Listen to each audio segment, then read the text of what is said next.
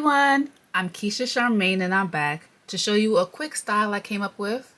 I wanted a way to style my curly locks in my infinity head wrap. I have some fresh curls. These are perm rod curls. I love them, you know they're my fave. But I want to wear them up because it's really hot out. And I want to preserve them a little bit. So I'm wearing my heated infinity head wrap. So this is the infinity head wrap called Heated on KeishaCharmaine.com.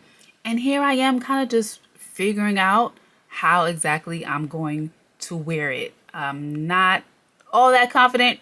Didn't have much plans ahead of time, but we're winging it here. I want to be able to show the curls so you know that my hair is curly underneath the head wrap. So I tried to have some down on the sides and in the back. But I decided I don't really like the way the back looks, so I put it back up inside the head wrap.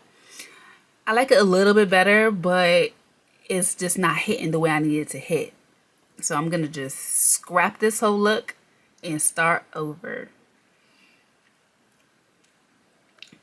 Again, I didn't have any any frame of reference. I didn't have any styles in mind. I was just winging it. So that's why you see all of this confusion. But I end up getting where I need to go. It's starting to come together, right? It's starting to come together.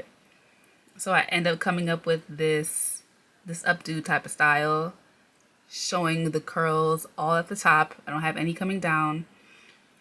Although I'm not against the style idea with the curly locks coming down. If you check out my recent infinity head wrap style video, you see I have the curls coming down as bangs, and I loved it.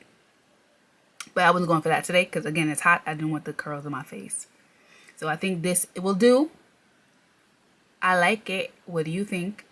Remember, you can always get a discount on your infinity head wraps by using the code INFINITY in all caps. And that code will allow you to buy 5 and get your 6th one free. Thank you so much for watching. Love, light, and locks.